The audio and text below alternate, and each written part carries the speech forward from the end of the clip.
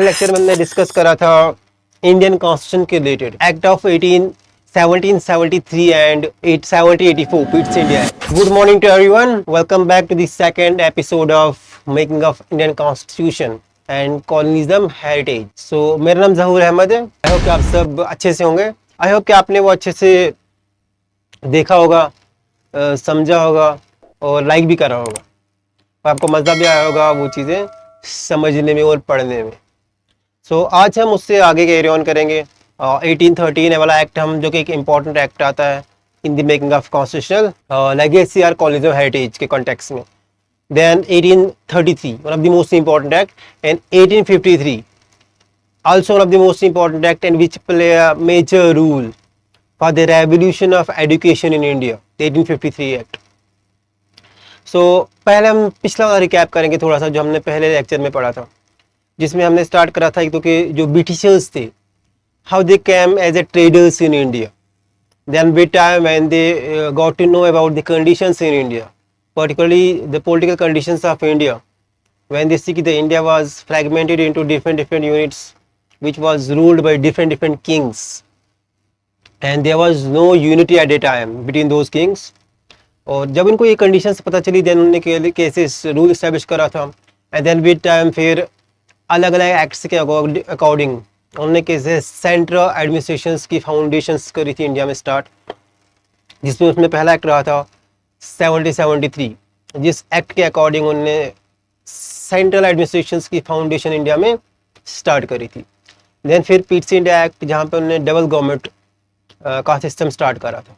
और एक और इम्पॉर्टेंट पॉइंट कि 1773 एक्ट में उन्होंने first supreme court of India भी सेटअप करा था, जो कि कलकत्ता में स्टार्ट करा था उन्होंने। तो ये कुछ मेन पॉइंट्स थे जो कि पहले टू इम्पॉर्टेंट एक्ट्स में थे। तो इनमें से तो एक क्वेश्चन कॉम्पिटिटिव एग्जाम्स में तो आता ही आता है, और हर बार आता ही आता है उनमें से, जो मैंने मेन पॉइंट जो हाईलाइट करे थे।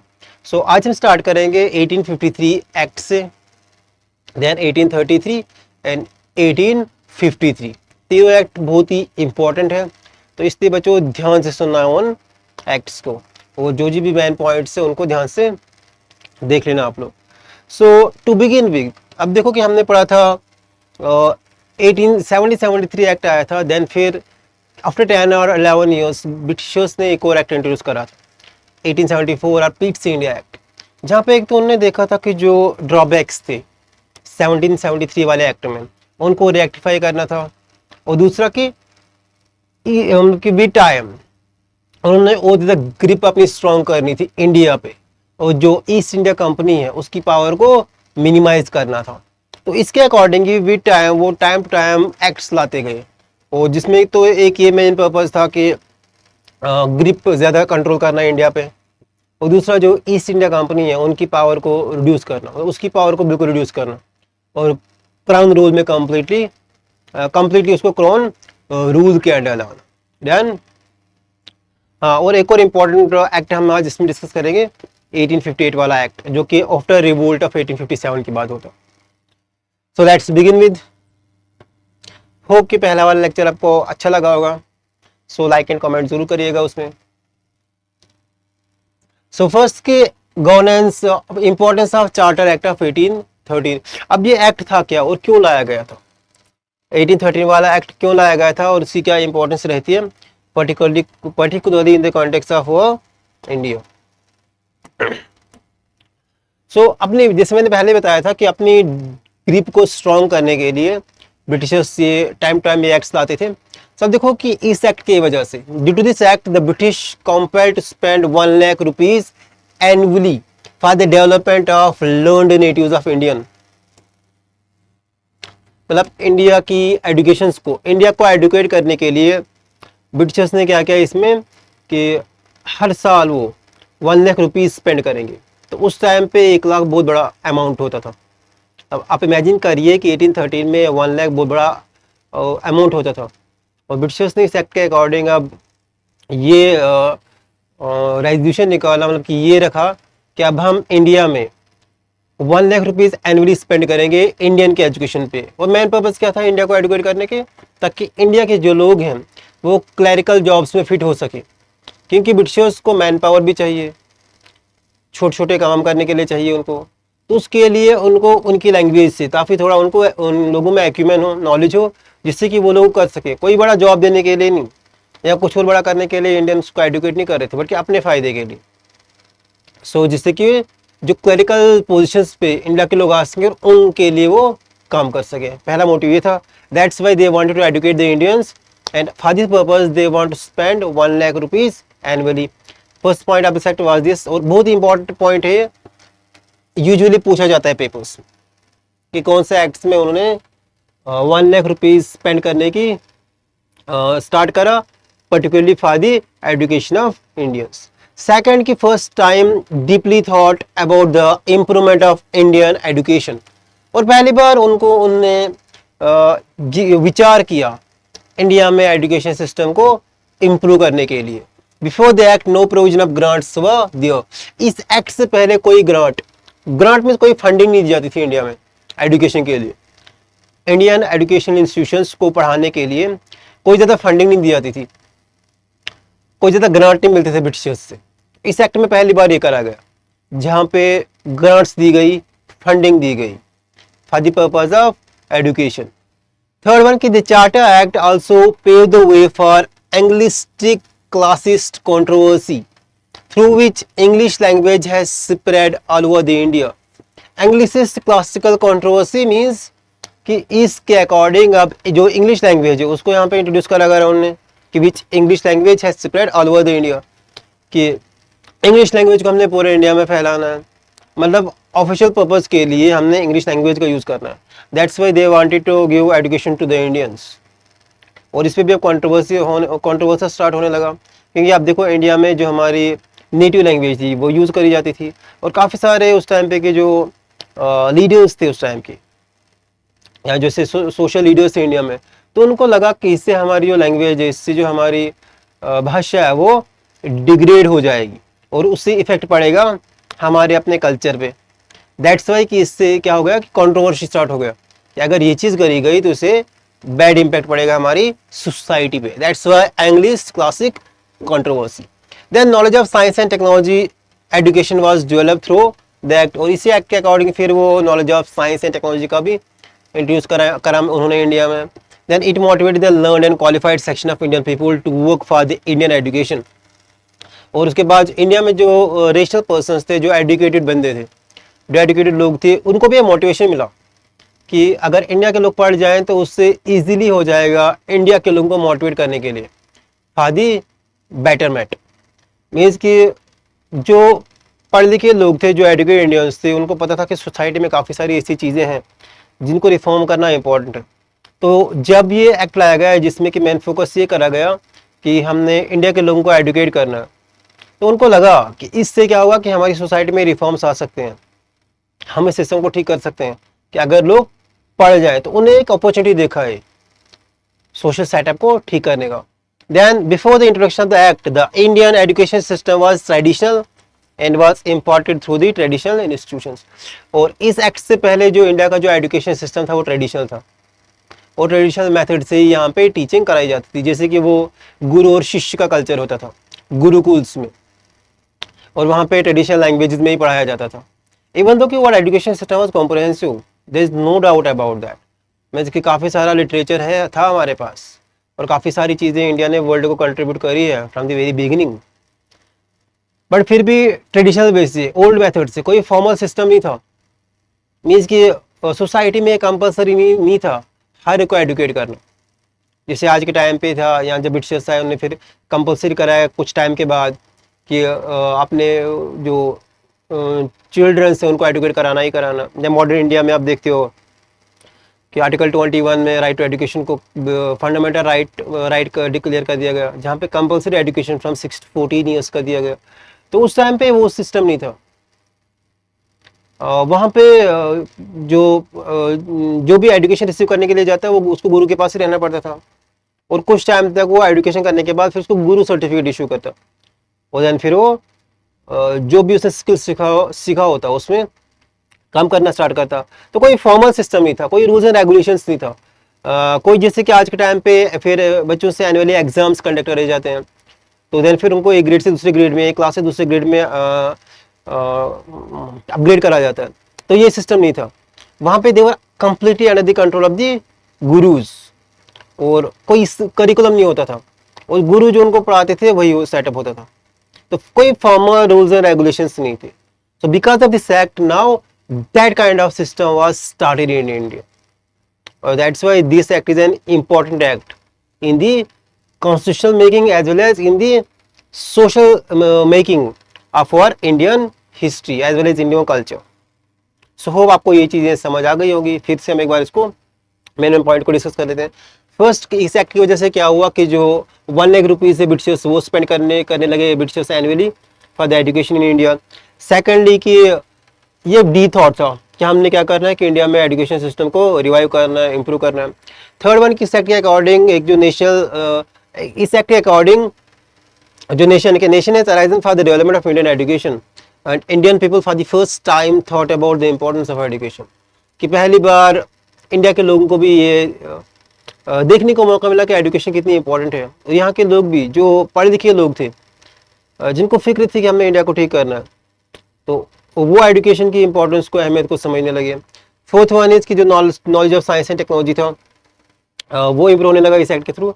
देन फिफ्थ वन इज कि इंग्लिश क्लासिस्ट कंट्रोवर्सी होने लगा कि English language with the Indian languages, उसका क्या इम्पैक्ट पड़ेगा हमारी लैंग्वेजेस पे, हमारी सोशल सिस्टम्स पे।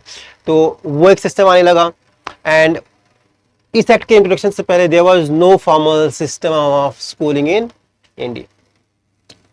सो अगर कोई लिखना चाहेगा इसको तो लिख सकता है।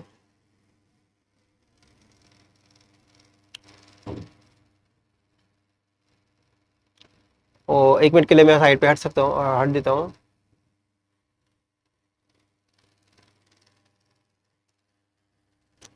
और बच्चों की इन एक्ट्स के ये तो गारंटी है कि इनमें से क्वेश्चंस हर बार पूछा जाता है, चाहे आप कोई भी एग्ज़ाम ले लो, हर बार ही इन एक्ट्स में कोई ना कोई एग्जाम्स में क्वेश्चंस पूछे जाते हैं। दैट्स वाई कि इम्पोर्टेंट है ये एक्ट, और इनको थोड़ा लर्न करना भी इम्पोर्टेंट है। अब चाहे कोई भी एग्ज़ाम ले लो, किसी भी बोर्ड का, किसी भी चाहे सेंट्रल लेवल का हो चाहे नेशनल लेवल का हो, इन एक्ट्स में क्वेश्चंस तो आता ही आता है, ये चीज़ तो गारंटी है।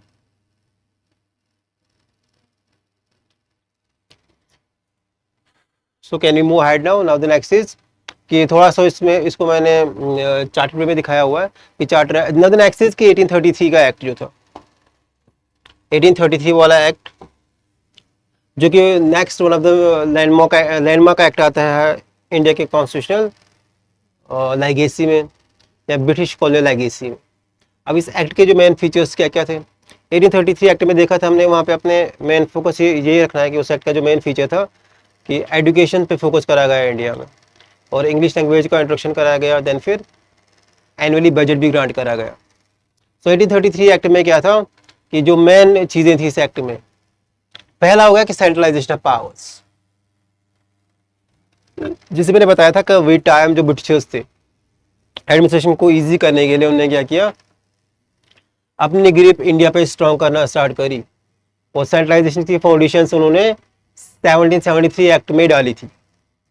तो वी टाइम इन एक्ट के थ्रू अपनी ग्रिप को ज़्यादा स्ट्रॉन्ग करने लगे। डन। सो इस एक्ट में क्या हुआ कि the governor Bengal was made the governor general of British India and all financial and administrative powers was centralized in the hands of governor general in council. तो क्या किया गया, जैसे कि 1773 एक्ट में ये करा गया था कि presidency of Bombay and Madras वो made subordinate to the presidency of Bengal. और इसमें क्या किया गया कि the governor general of Bengal was now made the governor general of British India. अब पूरे इंडिया का गवर्नर जनरल उसको बना दिया गया। तो और ज़्यादा सेंट्रलाइजेशन, और ज़्यादा ग्रिप उनकी पूरी इंडिया पे आ गई। सेकंड, अब देखो कि इस एक्ट में क्या किया गया, the act provided that all laws made in India were to be laid before the parliament and known as acts. पहले ये रेगुलेशंस, रेगुलेटिंग एक्ट्स हम पढ़ते हैं, चार्टर एक्ट्स। अब देखो कि जितने भी एक्ट ने क्या करा, जितने भी लॉज इंडिया में बनेंगे तो उनको पहले पार्लियामेंट के सामने, मतलब पार्लियामेंट से लाया जाएगा, और उनको क्या किस नाम से आगे कन्वे किया जाएगा, एक्ट से। द एक्ट प्रोवाइडेड दैट जितने भी लॉज इंडिया में बनेंगे उनको पहले पार्लियामेंट के सामने लाएगा, देन फिर they were known as acts. Done. Then third one, अब देखो Indian administration, that provision to admit the natives of Indian to share administration in the country. जिसे मैंने बताया था कि जब 1833 13 एक्ट में उन्होंने प्रोविजन स्टार्ट करे इंडिया में एजुकेशन देने के लिए। अब इस एक्ट में क्या किया है उन्होंने कि इंडिया के लोगों को भी हम एडमिनिस्ट्रेशन में लाएंगे, but only for the post of clerical jobs. इस एक्ट में ये प्रोविजंस भी लाया गया कि इंडिया के लोगों को भी अब हम एडमिनिस्ट्रेशन में इंक्लूड करेंगे, but only for the purpose of clerical jobs. Then and the fourth one is establishment of Indian law commission. Important point कि इंडियन लॉ कमीशन भी स्टार्ट करा गया अब इंडिया में। So to codify the laws, the governor general in council, जी means governor general in council was directed to set up an Indian law commission to inquire into the jurisdiction, powers and rules of the courts, judicial procedure, nature and operation of all kinds of law. Codify means कि laws को simplify करने के लिए, जैसे कि India में हमने रखा कि after independence we have the separation of powers and supreme court is empowered to interpret the constitution to codify the laws. Means कि जो भी लॉज को इंटरप्रेट करना वो सुप्रीम कोर्ट का फंक्शन रहता है, रूल रहता है। तो यहाँ पे भी लॉज को कोडिफाई करने, कोडिफाई मीन्स जिससे आम इंसान को भी समझ आ सके, क्योंकि लीगल लैंग्वेजेस या जो हाई लैंग्वेज होती है सबको नहीं समझ आ जाती है। तो कॉमन मैन को समझाने के लिए या आम इंसान को समझाने के लिए लॉज को कोडिफाई करने के लिए एक कमीशन रखा गया। और जो गवर्नर जनरल है उसने क्या किया, एक इंडियन लॉ कमीशन बनाया, जिसका क्या काम रहा, एक तो कि जुडिक्शन मतलब कि किस एरिया में जो कोर्ट है उनका पावर किस हद तक रहेगा, किस एरिया तक उनका जो जजमेंट है वो फंक्शन करेगा। जैसे कि इंडिया में जो हाई कोर्ट्स है वो विद इन द स्टेट्स तक रहता है उनका जजमेंट्स, जो सुप्रीम कोर्ट है उसका पूरे इंडिया में रहता है। ध्यान, उसके अलावा power and rules of the court, और रूल्स के पास क्या पावर रहेंगी, किन किन चीज़ों पे वो जजमेंट दे सकते हैं। देन थर्ड वन की, और जुडिशियल प्रोसीजर में क्या प्रोसेस एस्टैब्लिश किया गया करा जाएगा, मीन्स कि कैसे प्रूव किया जाएगा कि समवन इज गिल्टी या not and someone is innocent. कोई अगर किसी ने अगर गुनाह किया तो उसको प्रूव करने का क्या प्रोसीजर है कोर्ट ऑफ लॉ में, उसके लिए कौन कौन सी प्रोसीजर स्टार्ट करी जाएंगी। Then nature and operation of all kinds of law, उसके अलावा देखा जाएगा कि किस लॉ, अगर किसी ने कोई जुर्म किया तो उस जुर्म की कितनी सजा होगी और किस किस्म की होगी, ये भी डिसाइड करेगा वो। Done. Next is Lord William Bentinck, तो ये थे first governor general of India. Lord William Bentinck was the first governor general of British India, British occupied India, or we can say British India, क्योंकि उस time पे तो British का ही control था India में। तो first governor general Lord William Bentinck, important आता है बच्चों, नोट डाउन कर लेना। सो ही कुड रिपील, अमेंड और अल्टर एनी लॉज और regulation in any part of British territory in India. Now he has the power कि वो किसी भी लॉ को रिपील कर सकता है, अमेंड कर सकता है, अल्टर कर सकता है। रिपील मीन्स कि खत्म ही कर सकता है, अल्टर मीन्स उसको मॉडिफाई कर सकता है। और इंडिया के किसी भी पार्ट में, किसी भी मतलब कि इंडिया के किसी भी हिस्से में वो किसी भी लॉ को या तो खत्म ही कर सकता है या उसको मॉडिफाई कर सकता है या चेंज कर सकता है, किसी भी लॉज को और किसी भी रेगुलेशंस। सो ये थे main features charter act of 1833 के। होप आपको यहाँ तक समझ आ गई होगी। सो एक बार इसको हम फिर से रिवाइव करते हैं। फर्स्ट थी कि सेंट्रलाइजेशन ऑफ पावर्स किया गया इसमें, कि the governor general of Bengal was now made the governor general of India, पूरे इंडिया का गवर्नर उसको बना दिया गया। देन कॉन्सेप्ट ऑफ एक्ट्स लाया गया। अब जो भी लॉज बनेंगे उनको पहले पार्लियामेंट के सामने रखा जाएगा और देन फिर उनको एक्ट्स के नाम से डेजिग्नेट करा जाएगा। देन थर्ड वन इज कि इंडियन एडमिनिस्ट्रेशन, और इस्लाम में इस एक्ट में एक और इम्पोर्टेंट पॉइंट्स, इंडियन को भी अब इंडिया के लोगों को भी एडमिनिस्ट्रेशन में इंक्लूड करा गया। देन उसके अलावा कि एक इंडियन लॉ कमीशन बनाया गया जब डिसाइड करेगा jurisdictions, procedures, rules and regulations, ठीक है ना। Then nature and kind of punishment. And then third one is कि जो लॉर्ड विलियम बेंटिक थे उनको पूरे इंडिया का governor general of British occupied India बना दिया गया। देन सो बच्चों आपको ये चीज समझ आ गई होगी। सो आप इसको नोट डाउन कर, अगर करना है किसी को तो कर सकते हैं। मैं साइड पे हट जाता हूँ।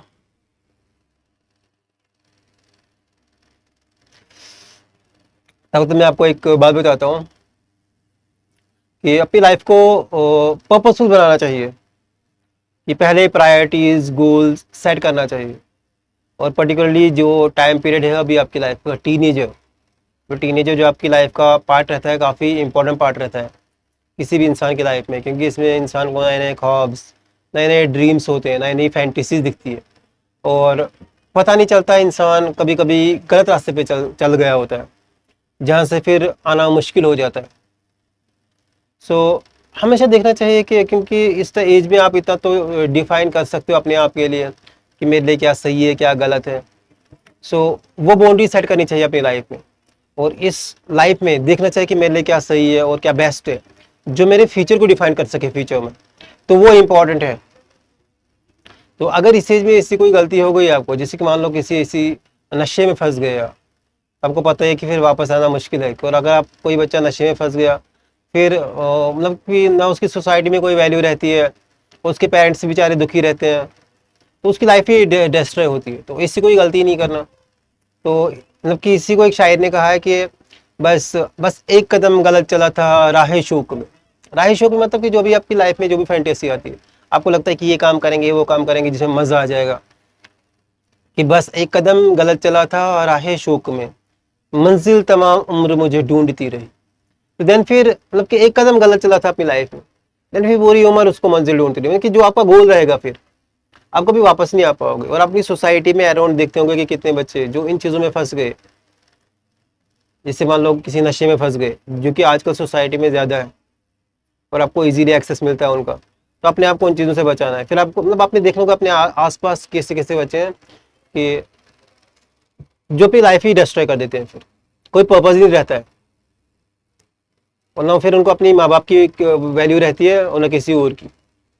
और पर्टिकुलरली आपके जो पेरेंट्स हैं, जो आपके लिए इतना सेक्रीफाइस करते हैं, इतना सब कुछ करते हैं आपके लिए, तो उनको कभी दुखी नहीं करना, क्योंकि दुनिया में वही दो मतलब कि एक तो आपके टीचर्स और आपके पेरेंट्स, जो चाहते हैं कि आप सच में सक्सेसफुल हो, और जो आपकी सक्सेस से सच में खुश होते हैं।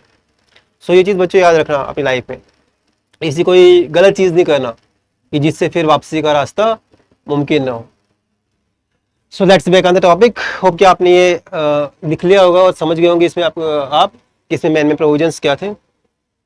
तो एक तो ये था कि फ्लो चार्ट के थ्रू मैंने दिखाया हुआ है, चार्टर एक्ट ऑफ 1833 में एडमिनिस्ट्रेशन को सेंट्रलाइज करा गया। British government now take steps for improving the conditions of slaves in India. एक और चीज़ करी गई कि जो इंडिया में स्लेव्स थे, क्योंकि उस टाइम पे ह्यूमन ट्रैफिकिंग होता था, पता है आपको, कि फिर हमने अपने कॉन्स्टिट्यूशन में इसको right after independence Indian constitution में इस चीज़ को फिर बैन कर दिया गया, जैसे आर्टिकल 23 के बैन इन ह्यूमन ट्रैफिकिंग। तो इस कंडीशंस को भी वो इम्प्रूव करने लगे। इवन दो कि the father of political science Aristotle, he also justified the slavery in the ancient times. Can anyone who have no reasons, they will be in the category of slaves. So इस चीज़ को ठीक करा गया, और हमने अपने constitution में भी प्रोविजंस लाए गए जिसको बैन नहीं कर दिया गया। Then service and jobs under company open for Indians, तो जिससे मैंने बताया कि इंडियंस को भी अब एडमिनिस्ट्रेशन में इंक्लूड करा गया, but for only at the post of clerical jobs. Then law commission appointed to consolidate and codify Indian laws, तो इंडियन लॉज को कंसोलिडेट करने के लिए, कोडिफाई करने के लिए इंडियन एक लॉ कमीशन इस्टेब्लिश करा गया। Then governor general of Bengal to governor general of India, lord William Bentinck, देख लिया हमने। Then trade monopoly of EIC on trade with China ended. 1830 में क्या किया गया था कि ट्रेड मोनोपोली तो ऑलरेडी खत्म कर दी गई। मोनोपोली मीन्स कि only east India company will trade with the particular area the countries. Now the 1833 act में क्या करा गया कि जो ट्रेड मोनोपोली थी, पर्टिकुलरली टी का जो ट्रेड होता था ईस्ट इंडिया कंपनी का चाइना के साथ, वो भी खत्म कर दिया गया। टी एंड कॉफी का वो चीज़ भी है, और ये इंपॉर्टेंट पॉइंट है, ये वाला पॉइंट इंपॉर्टेंट है बच्चों, इसको देख लेना। इसके बारे में बार बार एग्जाम्स में क्वेश्चंस करे जाते हैं, पूछे जाते हैं। Then governors of Bombay and Madras deprived of their powers of making laws, ये तो पहले ही 1773 में ये हमने देखा था कि उनको सबऑर्डिनेट कर दिया गया था बंगाल, गवर्नर जनरल बंगाल के। अब उनको ये पावर भी ले ली गई कि वो कोई लॉ नहीं फ्रेम कर सकते। Then they can now only suggest governor general council, अब वो खाली सजेस्ट कर सकते हैं, बट लॉ नहीं बना सकते। जस्ट लाइक इंडिया में जैसे राज्यसभा, अगर कोई बिल बनता है कि they can only suggest, then it is the prerogative of the Lok Sabha to accept दो सजेशंस आर नॉट, मींस फिर लोकसभा का अपना वो डोमेन रहता है कि वो उन सजेशंस को सीरियसली ले या ना ले, और वो इन्फोर्स नहीं कर सकते। तो वही इनके साथ हो गया यहाँ पे, अब इन जनरल काउंसिल्स के साथ अब यही प्रोविजन रहा। Then India as a British colony, तो जब अब उन्होंने पूरे इंडिया को कंट्रोल कर लिया, then that's why they declare governor general Bengal as the governor general of India. अब जो गवर्नर जनरल ऑफ बंगाल था उसको उन्होंने तभी governor general of India declare किया जब उन्होंने पूरे इंडिया पे कंट्रोल कर लिया। Otherwise it would not have been possible, then it ended earlier to expectations also. Earlier to expectations, वो हम आगे देखेंगे कौन से एक्सपेक्टेशंस थे, या फिर आप ये कमेंट सेक्शंस में कमेंट करना कि कौन से एक्सपेक्टेशंस थे जो कि खत्म कर गई इस एक्ट में। सो देन ये था उस टाइम का हमारा इंडिया, प्यारा भारत।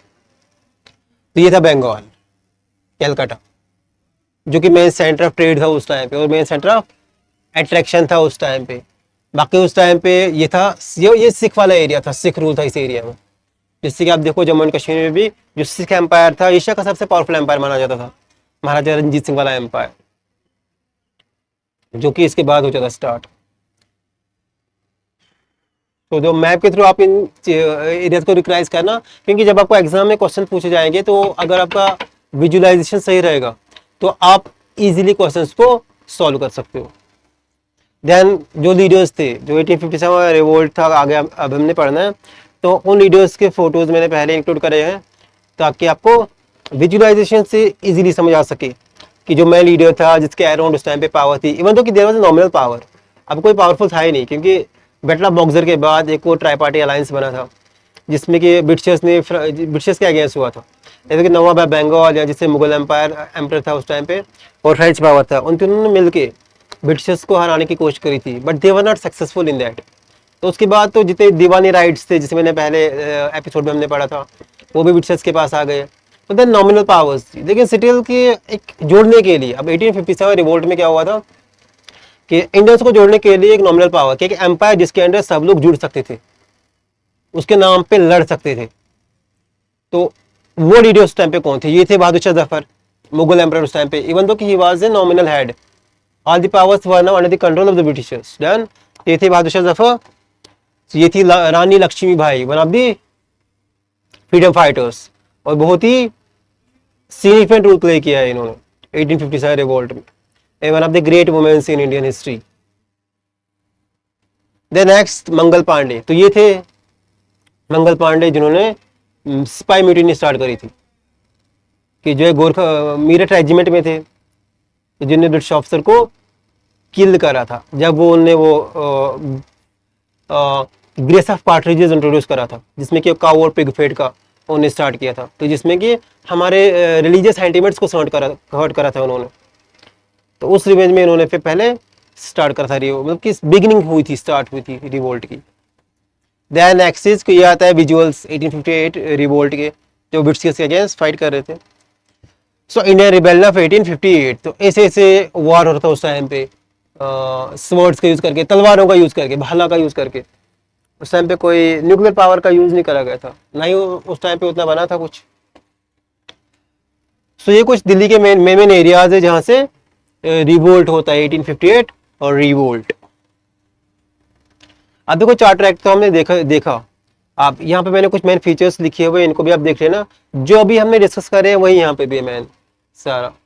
तो ये आपकी इजीनेस के लिए मैंने थोड़ा लाया, इसको आप देख सकते हो आराम से। बाकी जो मेन फीचर्स है इसमें उनको हमने डिस्कस कर लिया। देन फिर मेन फीचर्स सेट किए गए थे वो भी हमने देख लिया।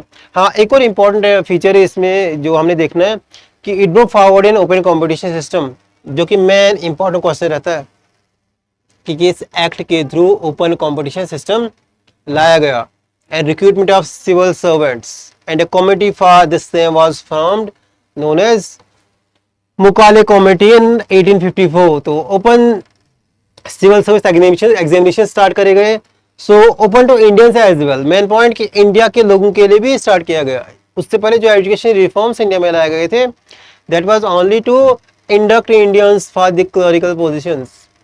Now these services were open to the all Indians as well. India के सभी लोगों के लिए वो ओपन करी गई सारी पोजीशंस। तो मेन पॉइंट है, इंपॉर्टेंट पॉइंट है ये, और उसके लिए कमेटी बनाया गया जिसपे क्वेश्चन आता है मुकाले कमेटी इन 1854, और जो फिर बहुत ही इंपॉर्टेंट रोल प्ले करती है फिर इंडिया के एजुकेशन सिस्टम में।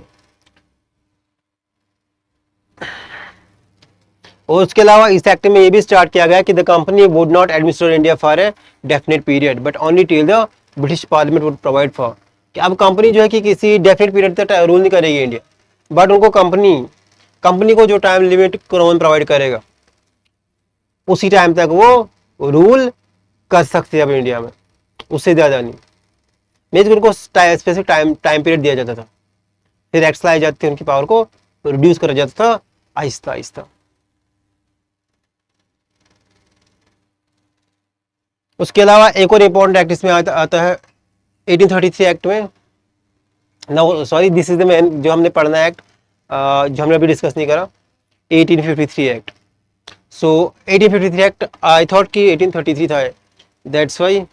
सो 1853 एक्ट को हम डिस्कस करते हैं। मेन फीचर क्या था इस एक्ट का, जो इसके इंपॉर्टेंट फीचर्स रहते हैं। So the act demarcated the legislative and the executive functions of the governor general council.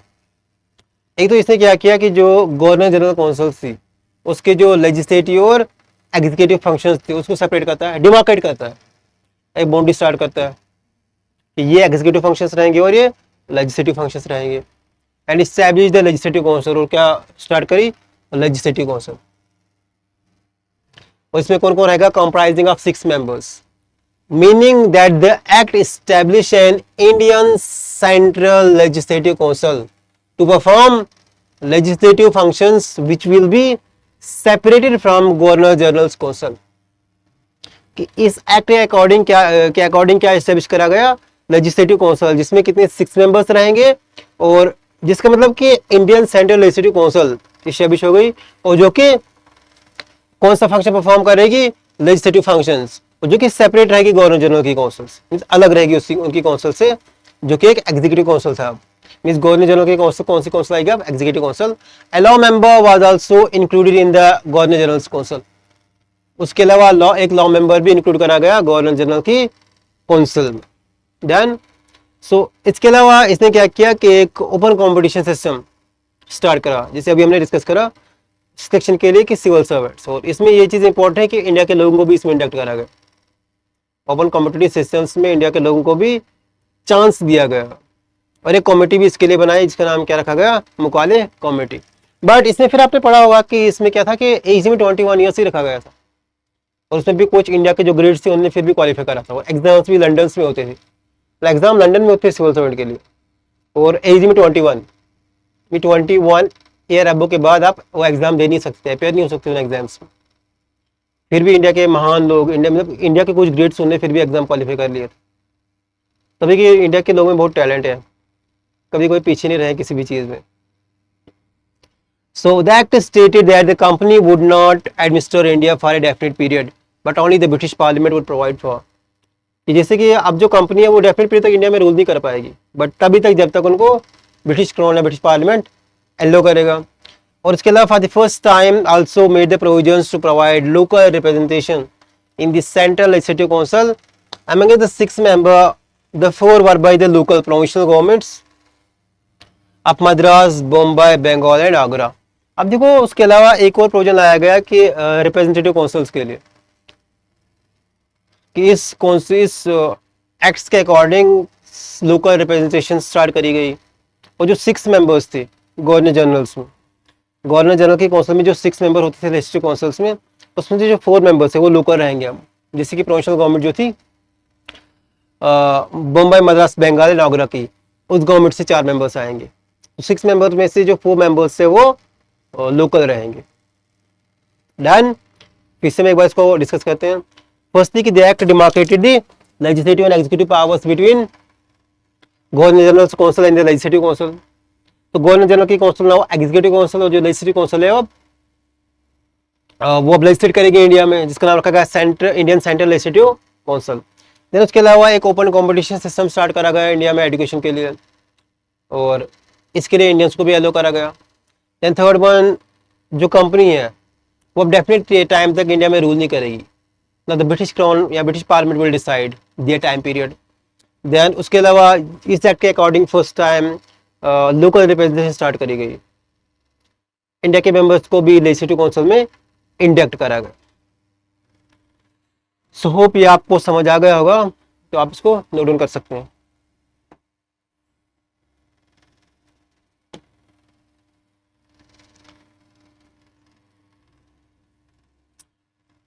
Now the next is कि government of India act 1858, one of the main act.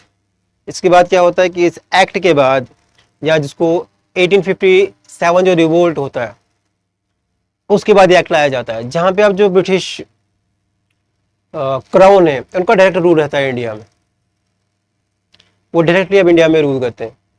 अब इसमें company के जो जितने भी function है वो बिल्कुल डिजोल्व हो जाते हैं।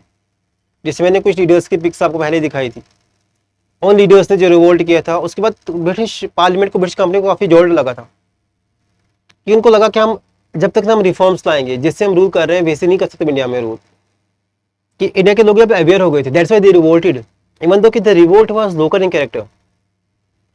इंडिया के सभी सेक्शंस ऑफ सोसाइटी ने, सभी ग्रुप्स ने पार्टिसिपेट नहीं करा था, बट स्टिल ब्रिटिशर्स को ये रियलाइज हुआ अब कि इंडिया के लोग अवेयर होने लगे, अब वो इजीली रूल नहीं करने देंगे अगर हम अपने वेज ऑफ रूलिंग में चेंजेस न लाए। सो मेन फीचर्स सेक्टर में क्या रहते हैं, जो कि 1858 रिवोल्ट के बाद आता है, जब फिर जो ब्रिटिश कौन है अब डायरेक्टली रूल करने लगता है इंडिया। तो ये सेकंड फेज हो जाता है स्टार्ट ब्रिटिश रूल का। तो the act was introduced as a reaction to revolt of 1857।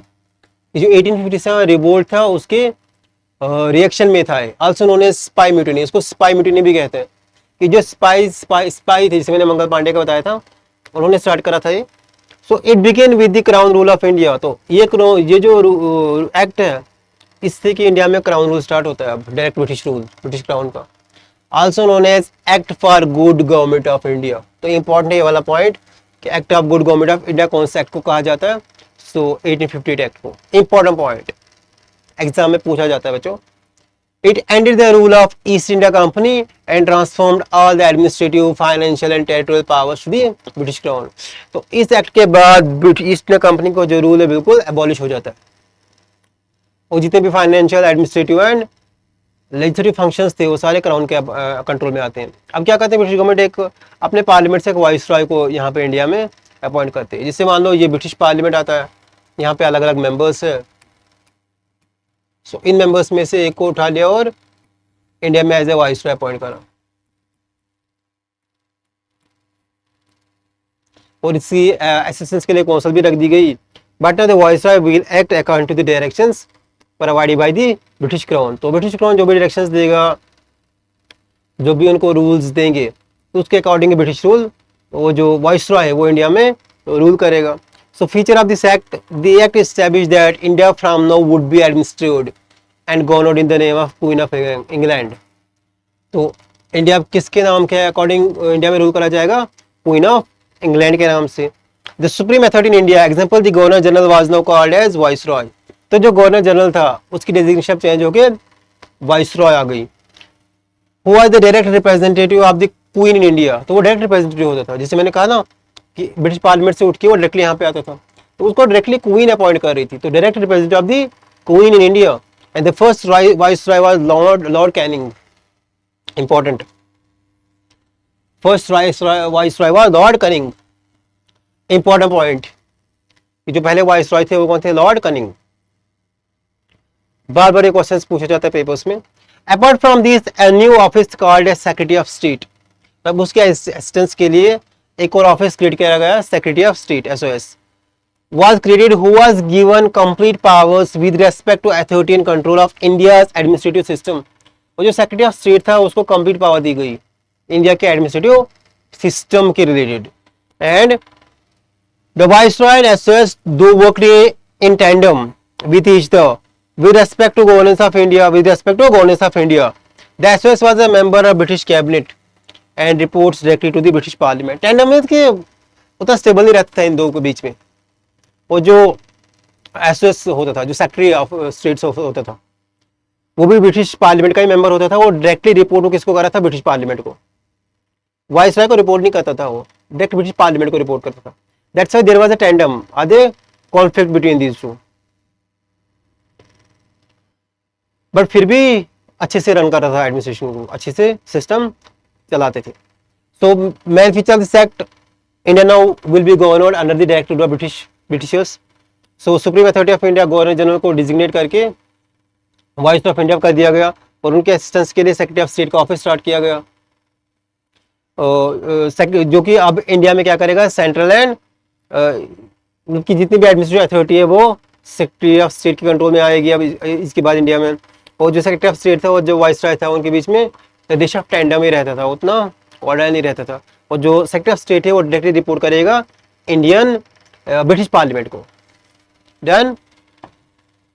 So the next feature is that abolish double government system in India. अब दो क्वेश्चन आपके लिए कि डबल गवर्नमेंट सिस्टम किस एक्ट के थ्रू लाया गया था इंडिया में। हमने पहले पॉइंट में पढ़ा था, पहले एपिसोड में पढ़ा था कि डबल गवर्नमेंट सिस्टम कौन से एक्ट में इंडिया में लाया गया था, और इस एक्ट के अकॉर्डिंग डबल गवर्नमेंट सिस्टम को एबॉलिश कर दिया गया। Important point, it remove the post of board of control and court of directors. Board of control and court of directors को भी रिमूव कर दिया गया था। तो वो भी आपके लिए होमवर्क रहेगा, तो कमेंट में जरूर बता दीजिएगा कि कौन से एक्ट में लाया गया था वो। 15 member council of India was created to the assistance of SOS for India. अब जैसे हमने पढ़ा था कि सेक्रेटरी ऑफ स्टेट इस्टेब्लिश करा गया, तो उसकी काउंसिल्स में कितने मेंबर्स रखे गए, ये इंपॉर्टेंट है। तो the council was an advisory body with the secretary of state being it's chairman. अब देखो जो काउंसिल्स थी, जो 50 मेंबर्स थे उसमें, वो एडवाइजरी बॉडी थी, वो जस्ट एडवाइस कर सकते थे सेक्रेटरी ऑफ स्टेट को, और उनका चेयरमैन होता था secretary of state. So hope आपको ये सब चीजें समझ आ गई होगी। सो इस एपिसोड के लिए इतना ही। तो आपको कैसा लगा होगा तो कमेंट में जरूर बताइएगा। Have a nice day and thank you.